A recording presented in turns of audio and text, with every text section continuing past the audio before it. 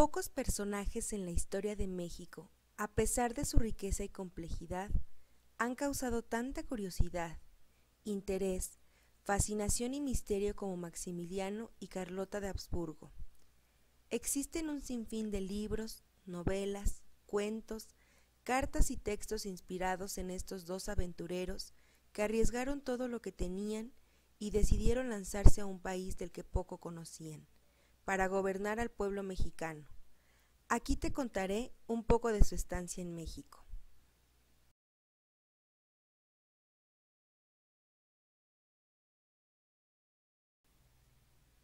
Fernando Maximiliano José María de Habsburgo Lorena, nacido el 6 de julio de 1832, fue el segundo hijo del archiduque Francisco Carlos y de su esposa Sofía de Baviera. Aunque fue educado para gobernar, al no ser el primogénito, sus posibilidades eran mínimas. Sin embargo, su elegancia y finura, aunadas a su espectacular aspecto físico, pues era esbelto, alto, con ojos azul profundo y un cabello rubio rojizo, trazaron su destino durante un viaje que hizo en 1856 en búsqueda de novia. María Carlota Amalia Victoria Clementina Leopoldina de Sajonia, Coburgo y Gotha fue la tercera hija y única mujer del rey Leopoldo I de Sajonia, Coburgo-Gotha, soberano del recién fundado Reino de Bélgica, y de la princesa María Luisa de Francia. Nació el 7 de junio de 1840 en Laeken, cerca de Bruselas, Bélgica. De su madre heredó el gusto por la lectura, por las cuestiones sociales y políticas, y el interés por lograr el desarrollo y la erradicación de la pobreza. Al ser la consentida de su padre, fue instruida al igual que sus dos hermanos varones, en artes políticas, diplomacia, idiomas, entre los que estaban el alemán, el francés, italiano y español, geografía, filosofía, música, literatura, entre otros. Al cumplir los 16 años, su padre la nombró la princesa más bella de Europa. Esto atrajo la atención de varios príncipes de la región, pero su corazón ya estaba ocupado. Carlota se encontraba enamorada de Maximiliano de Habsburgo, hermano de Francisco José, el emperador de Austria. El 27 de julio de 1857, en Bruselas, Bélgica, Carlota contrajo matrimonio con el archiduque austriaco, Maximiliano de Habsburgo. Después de la boda, la pareja pasó varios años felices en Italia, en el reino lombardo-veneciano. Aunque en esa época Lombardía y Venecia estaban bajo el dominio del Imperio austriaco, la pareja no tuvo verdadero poder. Maximiliano y Carlota estaban impacientes por obtener algo más emocionante en sus vidas.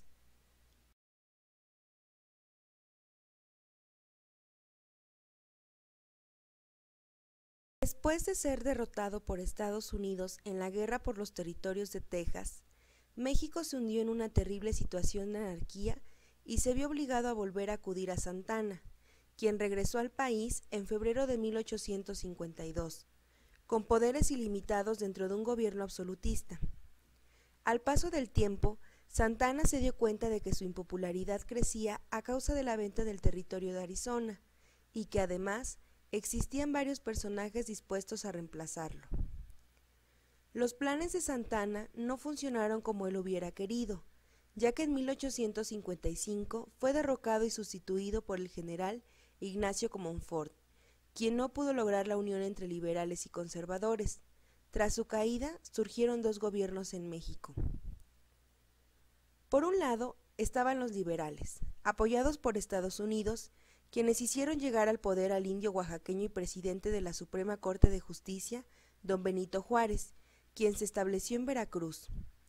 Por otro lado, los conservadores, desde la capital, hicieron presidente a Félix María Zuluaga y después al general Miguel Miramón, quien cayó al poco tiempo por problemas económicos. Con el camino libre, Juárez entró a la capital a principios de 1861 y, decidido, realizó diversos cambios. Expropió los bienes de la iglesia, suprimió los privilegios del clero, permitió la profesión de todas las religiones por igual y expulsó del país a todas las personas que hubieran apoyado al partido opositor. Cuando Inglaterra, Francia y España reclamaron los pagos por los daños sufridos por sus súbditos a causa de la situación anárquica, Juárez declaró una moratoria de 2 años al pago de la deuda. Las tres potencias europeas, al ver afectados sus intereses, decidieron intervenir militarmente al país. Sin embargo, cuando España e Inglaterra se dieron cuenta de los planes colonialistas de los franceses en 1862, rompieron su alianza y no siguieron adelante. Los franceses llegaron a México por Veracruz y avanzaron hasta el centro del país. A pesar de sufrir una derrota en Puebla el 5 de mayo de 1862, tomaron la Ciudad de México en junio del siguiente año. Con la victoria francesa, se comenzaron a debatir en París los posibles candidatos al trono vacante de México. Maximiliano de Habsburgo fue considerado como el candidato perfecto por varias razones. Además de ser joven, era idealista, liberal, desocupado y hermano del emperador de Austria, con quien Francia deseaba mejorar sus relaciones.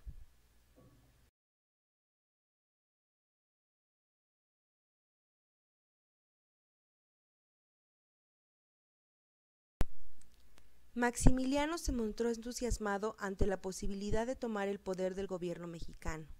Después de casi 3 años de negociaciones y búsqueda de apoyos, los términos culminaron con los tratados de Miramar. Antes de partir, Maximiliano fue obligado por la Casa Imperial de Austria a firmar el Pacto de Familia, en donde renunciaba a todos sus derechos de sucesión en Europa, tanto para él como para su descendencia. Asimismo, fue orillado a renunciar a sus privilegios de archiduque en el caso de que el proyecto mexicano fracasara. El 10 de abril de 1864, Maximiliano aceptó la corona de México de manos de la Comisión Mexicana Conservadora. Su destino como emperador de México estaba trazado, y en un futuro no tan lejano, su eminente muerte. A pesar de que en Veracruz tuvieron un recibimiento frío y seco, en la Ciudad de México fueron recibidos con júbilos y exclamaciones, los cuales fueron creciendo a medida que los emperadores visitaban lugares cercanos a la ciudad. La pareja eligió el castillo de Chapultepec para vivir y el Palacio Nacional para despachar y trabajar. Maximiliano mandó hacer una amplia y ostentosa avenida para conectar ambos palacios, que es el actual Paseo de la Reforma. Los emperadores estaban felices.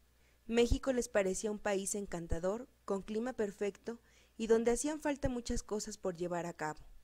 Incluso se referían al pueblo mexicano como dócil y bueno por naturaleza.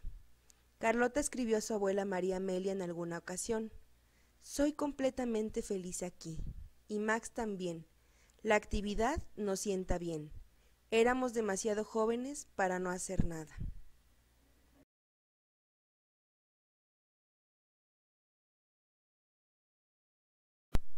Maximiliano, al tener ideas liberales, empezó a sondear la posibilidad de lograr un acuerdo con su hermano masón, Benito Juárez.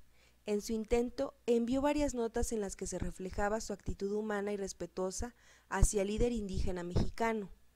Estando convencido de que las diferencias políticas entre ambos podrían ser eliminadas, Maximiliano contactó con más formalidad a Juárez por medio de una carta, a la que éste contestó declinando cualquier tipo de interés y demostrando así su inflexible carácter. Maximiliano soñó con la idea de convocar a un Congreso Nacional que eligiera un gobierno estable, pues creía que eso le daría una justificación moral para abdicar. A diferencia de Maximiliano, Carlota nunca trató de acercarse ni de entender al presidente Juárez, ya que sentía hacia él una enorme repugnancia.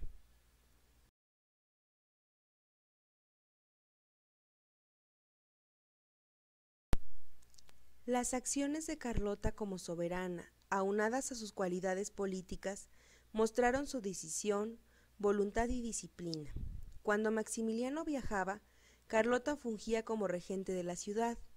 De hecho, existen varias pruebas de los diversos proyectos que la emperatriz se propuso llevar a cabo en México. Mostró una profunda preocupación por la educación. fundó escuelas y academias y decretó la Ley de Instrucción Pública, en la cual se garantizaba la educación primaria, obligatoria y gratuita. Comenzó los planes para fundar el Colegio Carlota, el cual hubiera sido para formar de manera muy completa a jóvenes de clases altas entre 8 y 18 años de edad. Se preocupó por mejorar los transportes y comunicaciones. Ejemplos de esto fueron la línea ferroviaria que se construiría entre México y Veracruz, la ampliación de las líneas de telégrafo y la implementación del timbre postal. Retomó, como su esposo, el proyecto del monumento a los héroes de la independencia que Santa Anna había dejado inconcluso y encargó a Ramón Rodríguez Arangoiti la remodelación integral del Zócalo. Fundó un conservatorio de música y una academia de pintura. Gastó enormes cantidades en obras de caridad. Abrió guarderías, asilos y casas de cuna. Expulsó a los ladrones de alrededor de la ciudad. Y en el conflicto entre el Segundo Imperio y la Iglesia Católica, Carlota jugó un papel muy importante. Ferviente católica, pero escéptica del clero mexicano, negoció sin ceder haciendo que se rompiera definitivamente la relación entre el Estado y la Iglesia en México.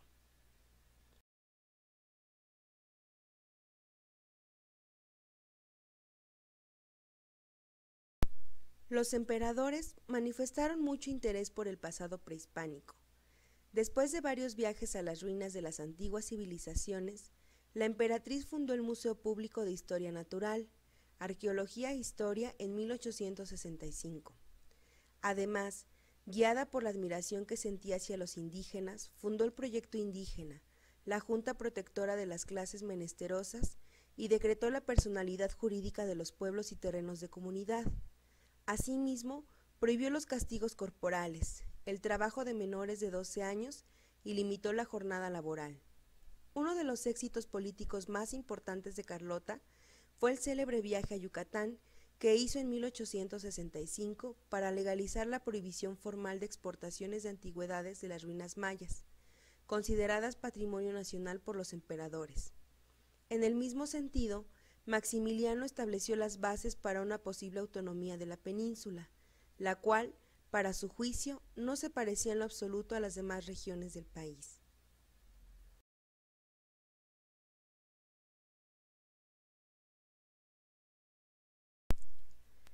El orden público solo pudo ser mantenido mediante la intervención constante del ejército de ocupación francés, ya que las fuerzas liberales de Juárez eran mucho más potentes de lo que Maximiliano podría haber imaginado. Es por eso que el ejército imperial nunca pudo llegar a controlar el territorio mexicano completamente.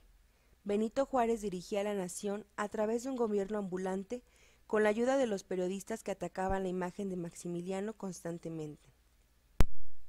Maximiliano quedó entre la espada y la pared.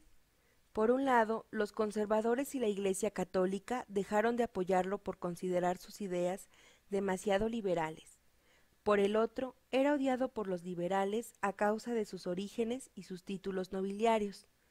Todas sus buenas intenciones por salvar al país del caos fueron en vano. Su trono estaba erguido sobre las tambaleantes bayonetas francesas.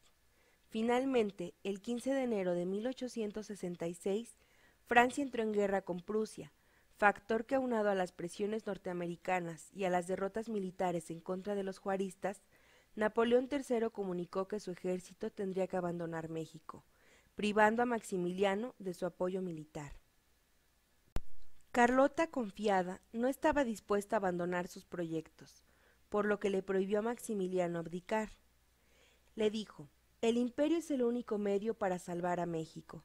Debe hacerse todo para salvarlo porque uno se ha obligado a ello por juramento y palabra y ninguna posibilidad lo desliga de ese juramento». El 9 de julio de 1866, con lágrimas y dolor, Carlota se despidió de Maximiliano y partió en barco. El pueblo se despidió de ella con los versos de Vicente Riva Palacio, canción que hoy conocemos como Adiós, Mamá Carlota. Alegre marinero con voz pausada canta, y el ancla ya levanta con extraño rumor. La nave va en los mares botando cual pelota. Adiós mamá Carlota, adiós mi tierno amor.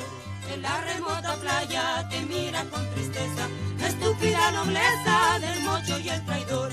En lo hondo de su pecho ya sienten su derrota. Adiós mamá Carlota, adiós mi tierno amor. Carlota emprendió un viaje a Europa para pedir apoyo y recordarle a Napoleón III los compromisos constituidos en el Tratado de Miramar. Además, buscó negociar sin éxito un pacto con Pío IX en el Vaticano. Por desgracia, lo único que recibió fueron negativas y silencios. La emperatriz, derrumbada diplomáticamente, cayó enferma, y después de ser examinada por un doctor especialista en trastornos mentales, fue sometida a un tratamiento psiquiátrico, dando así el primer paso hacia su eventual perdición. Junto con la partida de Carlota, se fueron también el sentido común y la prudencia política de Maximiliano, quien consideró seriamente abdicar el trono mexicano. Mal aconsejado por Teodosio Lares, el emperador decidió abandonar la Ciudad de México, donde avanzaban las tropas liberales con Porfirio Díaz a la cabeza. Las tropas imperialistas eran una cuarta parte de las liberales, por lo que al llegar a Querétaro fueron sitiados, quedando sin comida ni municiones. En cautiverio hizo su testamento y finalmente escribió a Juárez: «Yo conjuro a usted, de la manera más solemne y de la sinceridad propia de los momentos en que me hallo, para que mi sangre sea la última que se derrame». Finalmente, en manos de los liberales, fue fusilado junto con Miguel Miramón y Tomás Mejía el 19 de junio de 1867 en el Cerro de las Campanas, Querétaro. Con un «Viva México», el rubio archiduque soñador, que no supo gobernar, pero sí supo morir, dejó este mundo para entrar en el otro, el de la inmortalidad y la leyenda.